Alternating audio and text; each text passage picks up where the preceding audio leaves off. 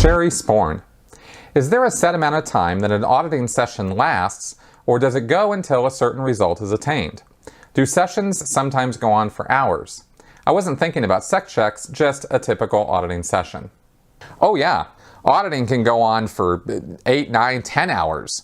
It depends on the situation. It depends on the kind of auditing that's being done sometimes. It depends on the will of the auditor, really, and the schedule of the person that he's auditing to some degree.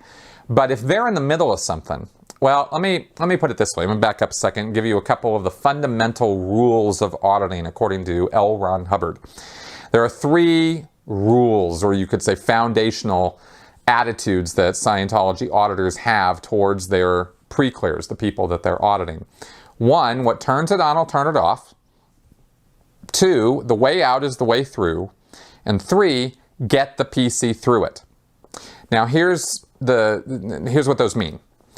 When you're doing auditing, when an auditor is asking questions or giving commands from L. Ron Hubbard to the pre-clear, it is expected, in fact necessary to the auditing for it to work, that the pre-clear will dive into his reactive mind or his case, which consists of not these pictures, which is actual mental mass.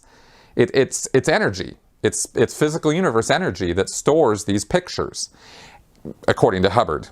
And they're supposed to be re-stimulating these pictures, re-stimulating this mass. It's supposed to literally be kind of out here, dissipated, not really doing much of anything. And then the auditing questions actually direct the person's attention to it so that that mass kind of coagulates and re-stimulates, they call it, and moves in on the person's body. They can actually feel it, like they feel heavier, they feel tired, they feel like, ugh.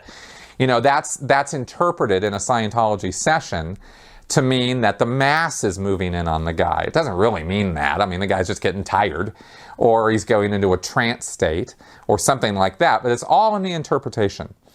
And so the interpretation in Scientology is this mass is moving in, the guy's like all in a fog. They call this aniton, being aniton, or analytical attenuation. The analytical mind being the more aware and conscious part of your mind. So when it's attenuated or cut off, then you're experiencing aniton. This is Scientology lingo. But the point is that the auditor is there to re-stimulate the PC. And the process, by running through whatever the process steps are, you will get the PC through that and make that mass literally erase and go away forever. And it will no longer be there. There won't be any mental mass there anymore. The person's still capable of remembering what happened, but all the junk connected to that particular incident or series of incidents will no longer be there. And that's kind of the whole theory of Scientology auditing, is that there's all this stuff there to re-stimulate, just tons and tons of it. And through Scientology auditing, you bring it in on the person, run through it, which can take as long as it takes. It might take a half hour, it might take 2 hours, it might take 10 hours. It all depends on the person and the situation they're looking at and their emotional baggage connected with whatever it is that they're auditing on, etc., etc., etc. But Hubbard says that if you turn something on with the pre-clear, in other words, get something re-stimulated, and I'm just going to keep referring to this invisible piece of nothing here to represent that, and you move this mass in on the person and he's in the middle of it, it would be criminal. It would be a complete disservice to just kick the guy to the curb and say, come back tomorrow, and he's like all in a fog and all screwed up. So the auditor's job, since he turned it on, is to turn it off, which means you got to get the PC through it, right? That's the rules. So I've seen sessions, Hubbard himself says in the same policy where he lays out these rules that he went all night long with a PC. Now, the other rule that this bumps up against, though, is there's an auditor's code, which says that you're not supposed to audit a pre-clear who's tired or hungry, and you're not supposed to audit him past 10 o'clock at night. So, 2 things with that. Thing number 1 is you don't start a session at 9:45 at night.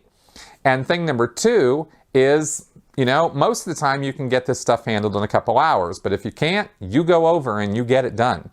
And that has led to sessions sometimes going until 11 or midnight.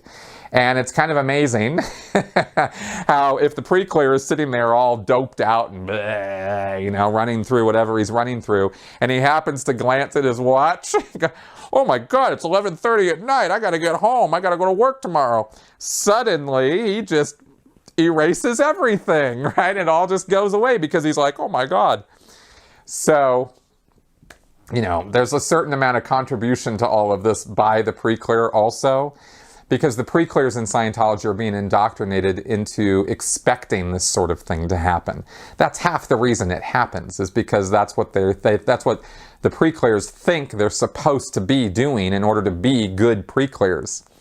If you were to, and what I mean by that is if you were to take just Joe Schmo off the street and not tell him anything about what to expect, not tell him, that you're doing Scientology on him, not tell him how the processes work, not tell him, not tell him how the e-meter works, not give him any kind of setup for any of this, and you just sat him down and you started running a process on him, theoretically, the process should have the same results and do the same things that it would do with a Scientology educated pre-clear who's been thoroughly indoctrinated into what to expect and what he's supposed to do. But instead, what tends to happen is they just look at you like, if you were to do that, you would have a very different scenario. Let's just put it that way.